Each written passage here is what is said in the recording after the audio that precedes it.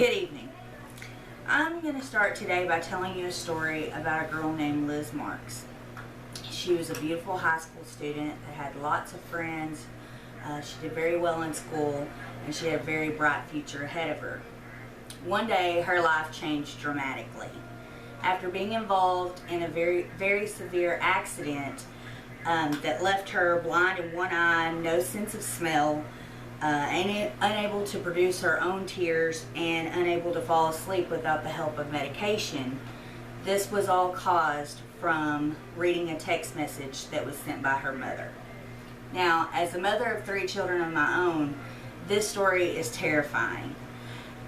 So I started looking into different ways that I could avoid texting and driving so that I could be an example to my own children as someone that refuses to text and drive.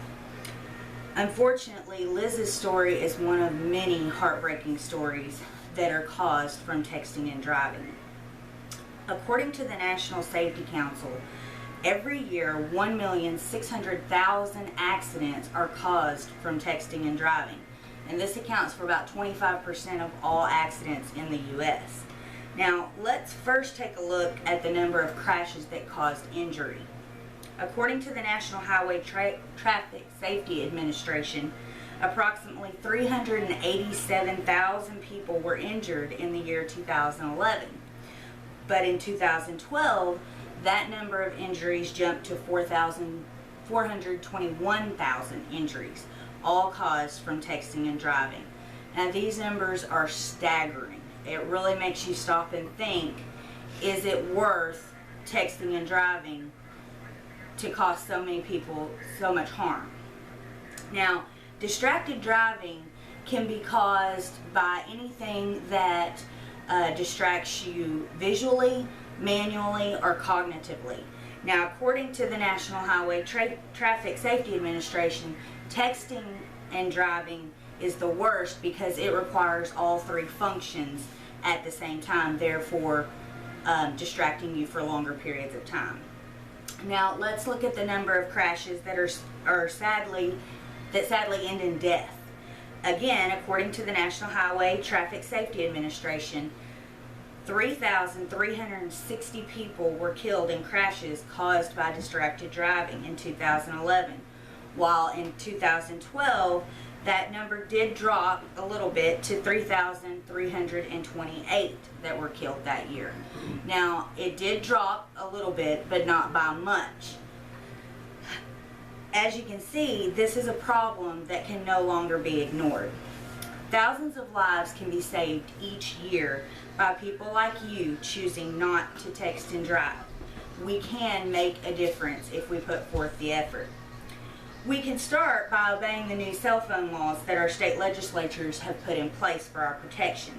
The National Conference of State Legislatures website reports that 46 states, along with D.C., Puerto Rico, Guam, and the U.S. Virgin Islands, have now banned texting while driving, while another 14 states and the previously listed U.S. territories prohibit all drivers from using handheld cell phones at all while driving.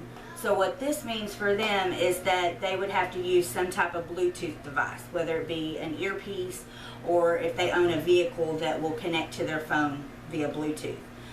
But they're banned from using any kind of cell phones while driving.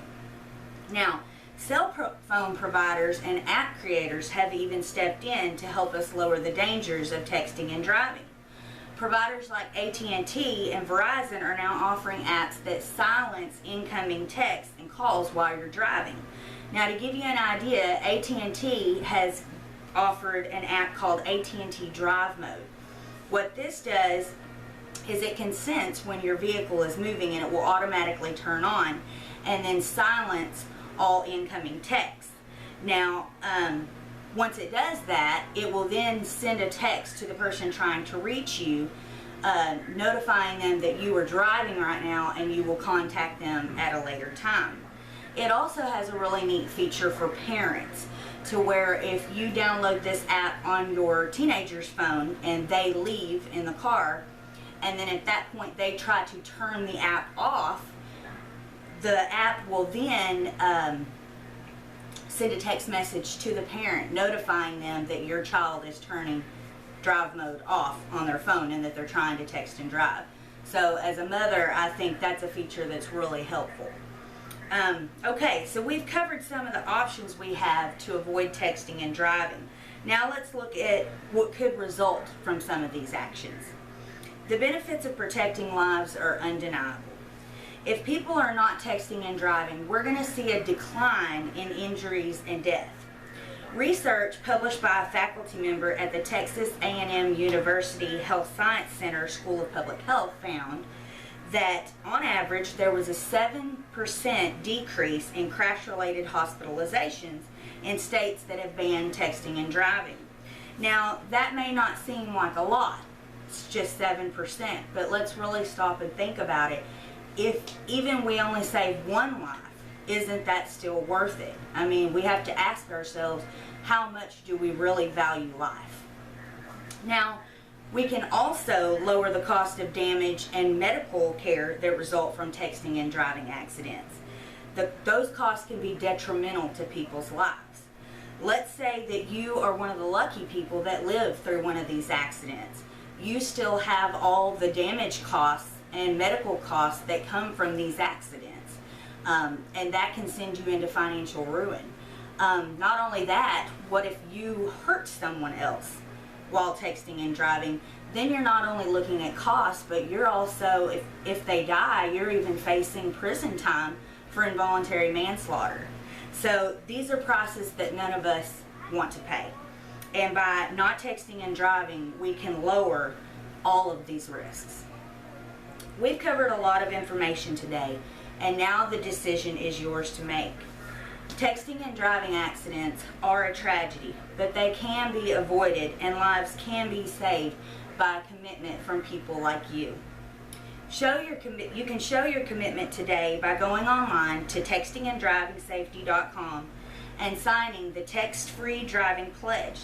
It only takes a few minutes, and you're going to be setting an example for your friends and family and people that know you, that you are someone that refuses to text and drive, that you have seen the dangers, you have seen the results of these accidents that have happened, and you're going to be one that takes a stand and chooses not to do that.